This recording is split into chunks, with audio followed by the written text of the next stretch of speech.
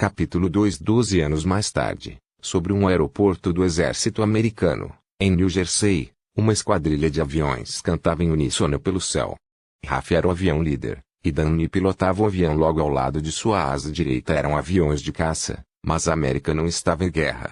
Era janeiro de 1941. O mundo mudara um bocado naqueles 12 anos, embora a maior parte das mudanças parecessem ter acontecido do outro lado dos oceanos. Um homem chamado Adolf Hitler assumira o controle da Alemanha, e muitas pessoas ao redor do mundo, inclusive o grande aviador americano Charles Lindbergh, olhavam para um outro lado do Atlântico e viam as mudanças como positivas. Hitler reorganizara seu país após o caos da Grande Guerra, a guerra para acabar com todas as guerras, como os jornais a chamavam. Agora a Alemanha estava cheia de energia e motivação.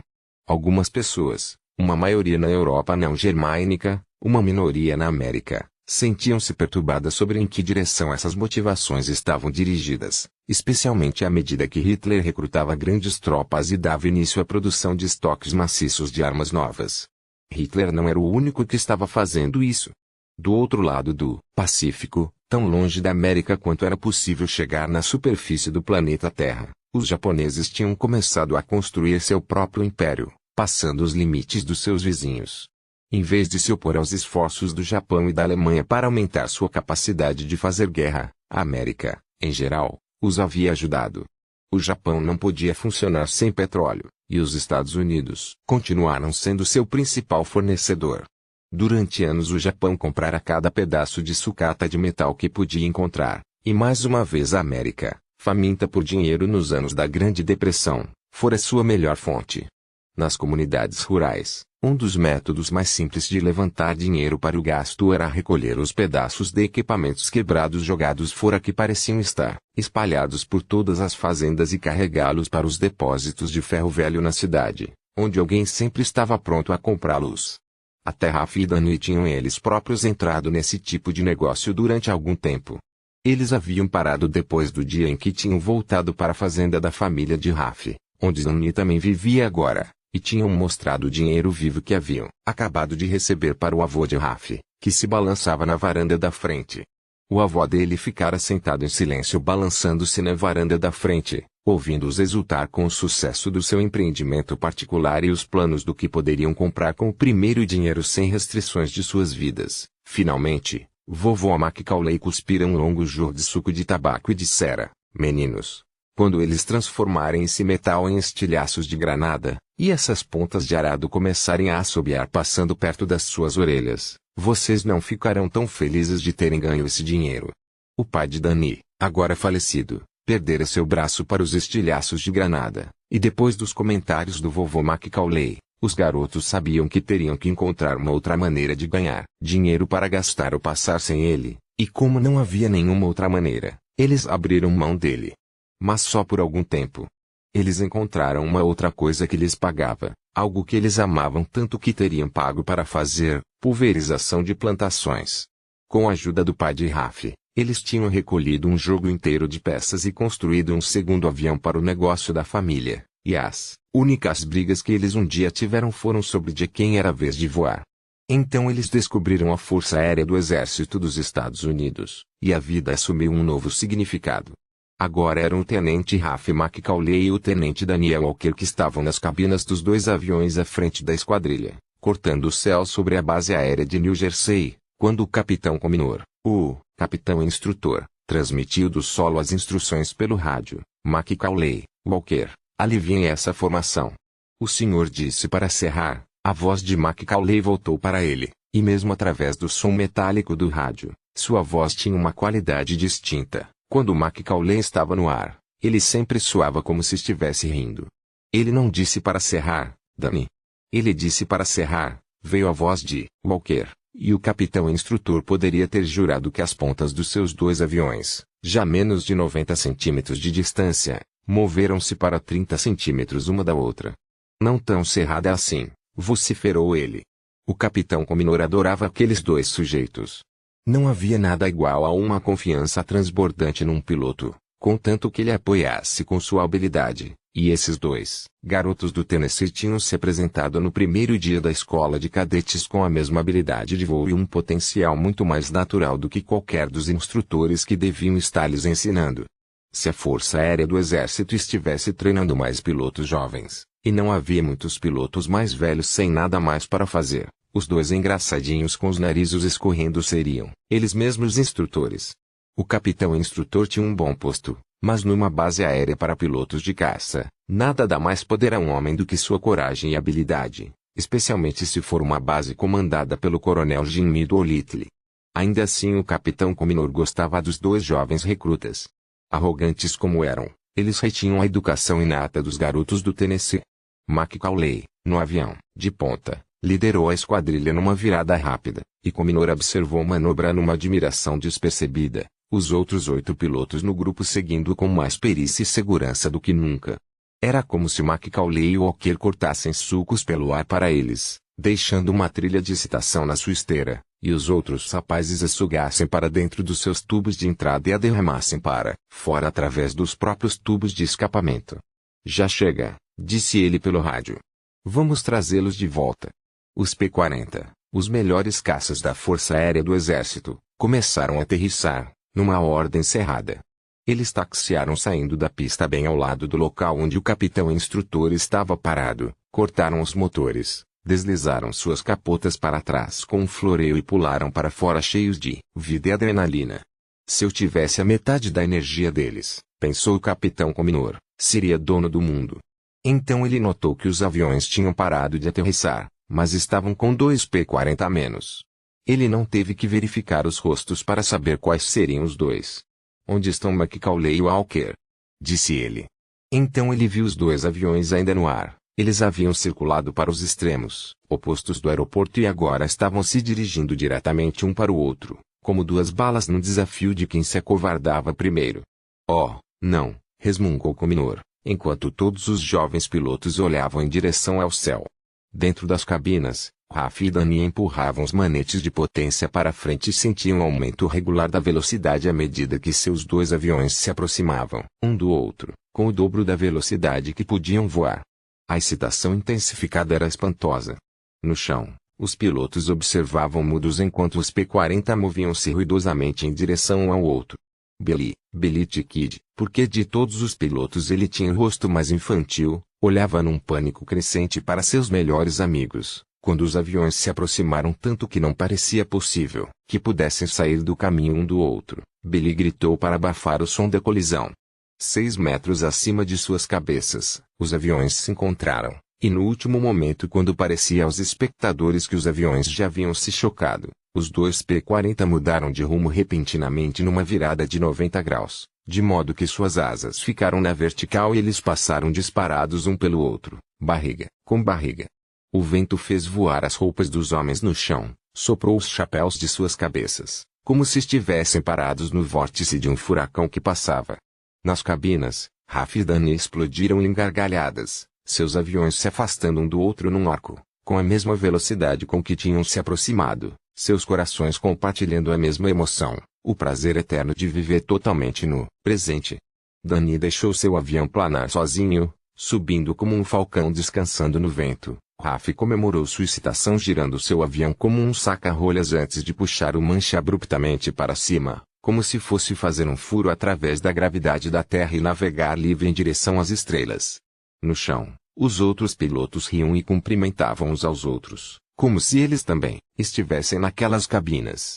O capitão deixou seu cape próximo aos seus pés antes de dizer qualquer coisa. Então tudo que podia resmungar era: maldição. Esses caras são uma ameaça à segurança nacional. Anthony, um italiano esbelto de uma vizinhança de Brooklyn, pegou o chapéu do capitão e o entregou sorrindo. O senhor sabe o que dizem, capitão? Você pode tirar um pulverizador de plantações do país, mas não coloque num P-40. Danny aterrissou e taxou pela pista para se juntar aos outros, desligando o motor antes que o avião parasse de rolar. Ele deslizou a capota da cabina para trás e afrouxou o capacete tirando da cabeça, seus cabelos castanhos surgindo subitamente cheios e jovens, seus dentes luminosos como os de um artista de cinema enquanto sorria largamente para seus amigos. Soltou o cinto de segurança e estava quase para sair da cabina quando olhou ao redor e disse: onde está o Raf? Reid, chamado assim devido aos cabelos vivos no topo do seu corpo magro, como chamas num mastro de bandeira, levantou o queixo em direção ao céu, onde o avião de Raf estava subindo numa espiral lenta e deliberada, cada vez mais alto. Eu disse para descer aqui, Macaulay, vociferou, capitão instrutor no rádio, mas a resposta veio numa explosão de estática e as palavras truncadas de um modo suspeito. Não consigo ouvi-lo, repita. Danny soltou uma imprecação baixinho e pulou de volta para o seu assento. Ele estava começando a prender outra vez o cinto de segurança quando o capitão Cominer falou com aspereza. Você está fora de combate, Walker é uma ordem. E quanto a ele? Disse Danny, saindo da cabina e seguindo a espiral do avião de Raf, subindo e subindo. Ele não está mais aceitando as minhas ordens, disse Cominer, quase para si mesmo. Danny estava a ponto de lhe perguntar o que com os diabos ele queria dizer com isso, quando notou Raf se nivelando e colocando o avião numa velocidade firme e estabilizada, como um cavaleiro fazendo o cavalo tomar fôlego antes de um salto perigoso. Ele vai fazer aquilo, disse Danny. Fazer o quê? Disse Billy. Aquilo. O avião de Raf era um pontinho acima deles, e por um momento pareceu fazer uma pausa no ar.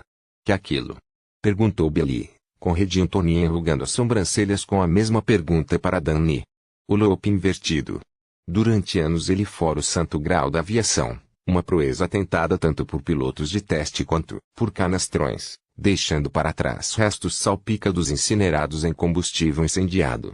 Ele fora executado com sucesso pela primeira vez alguns anos antes, exatamente pelo coronel Jimmy Dolittle, o comandante da base. Desde então, outros tentaram. Uns poucos até tiveram sucesso. Os outros tinham morrido. Num loop normal interno, o piloto simplesmente puxava o manche para trás e deixava o nariz do avião levantar até toda a aeronave cair para trás como uma criança dando uma cambalhota de costas.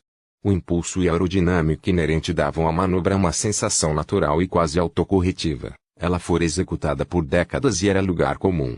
O loop invertido era uma outra história. Depois que um piloto lançava um avião em seu mergulho máximo e então tentava completar um círculo de baixo para cima e voltar de novo, com a cabina do avião para o lado de fora do loop ao invés de para o lado de dentro, ele não podia ver o solo subindo rapidamente e tinha que confiar sua vida aos seus instintos e perícia num momento em que tudo estava trabalhando contra ele. Era morte ou glória, sem nenhuma opção intermediária. Oh, não, disse o capitão Cominer. Oh, não.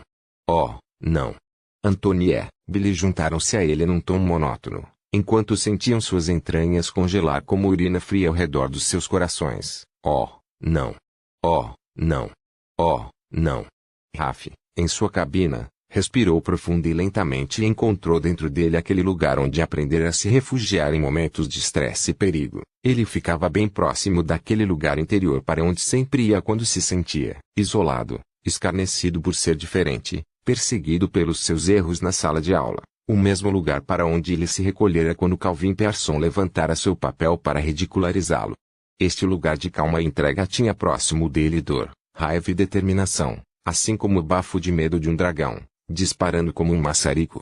Quando entrava no centro do seu próprio espírito, Raf podia extrair a energia dessas emoções, mas elas não poluíam a pureza dos seus instintos ou a clareza das suas metas. Faça isso eram as únicas palavras envolvidas na experiência, e elas eram subliminares, mais como o eco de um sonho do que um som em sua mente. Quando ele tomava a decisão de fazer alguma coisa e ele imaginar o que estava para fazer muito tempo antes deste momento, seu corpo começava a se mover sem que sua mente precisasse lhe enviar instruções verbais. Como neste momento, quando sua mão esquerda foi em direção aos manetes de potência e os empurrou firmemente para frente, enquanto a mão direita virava o manche em direção ao nariz do avião e o horizonte subia e a terra se avultava à sua frente. Mergulho com motor.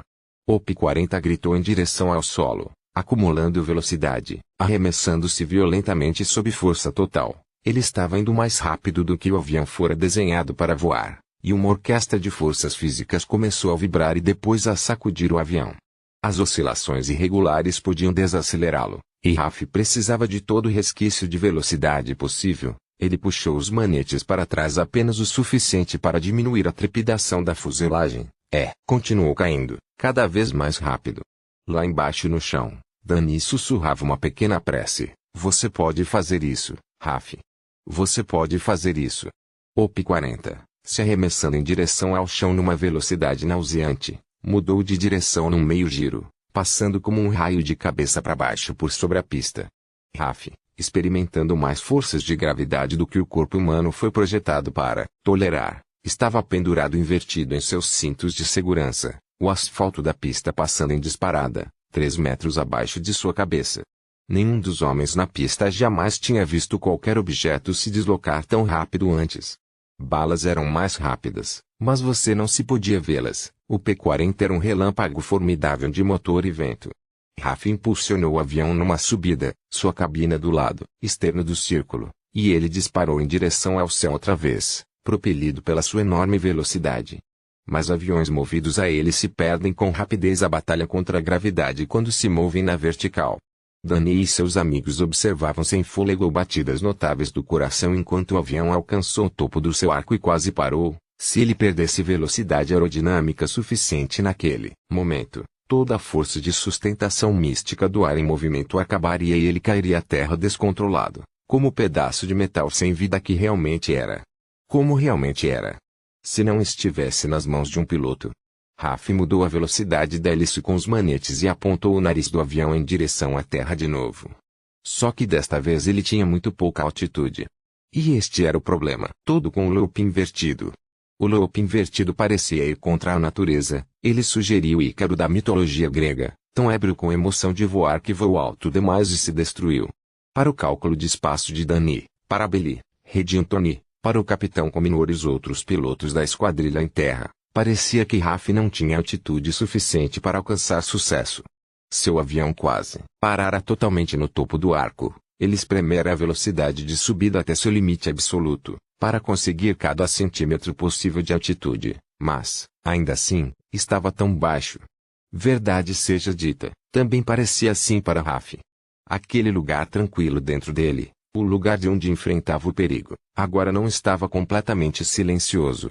Ele vibrava com a sensação de sucção de uma voz, a ponto de gritar, e um frio repentino mordeu suas entranhas. Mas ele ia em frente. Raf empurrou os manetes até seus limites.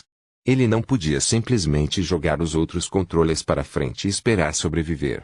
Para viver, ele tinha que ganhar velocidade e escolher exatamente o momento certo, se tal momento existisse na física de sustentação do vento e da densidade do ar naquele dia em especial, para fazer com que os controles do avião convertessem a velocidade em força de viragem.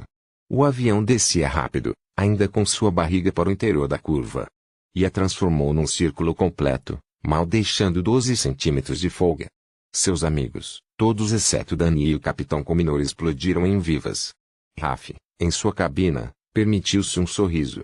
Os corações daqueles na pista ainda estavam batendo forte em seus peitos quando o P-40 de Raf aterrissou e rolou na direção deles. Os pilotos da esquadrilha saíram correndo para encontrá-lo. O capitão Cominor ficou apenas parado ali balançando a cabeça. Danny chegou ao avião primeiro, pulando para a asa enquanto Raf parava completamente e deslizava a capota da cabina para trás. Danny o agarrou pelos cintos de segurança e sacudiu Raf com tanta força que o seu corpo bateu de um lado para um outro no assento. Você podia ter se matado, seu bastardo estúpido, gritou Danny. Então ele mergulhou na cabina e abraçou Raf, enquanto os outros pilotos se aglomeravam gritando congratulações.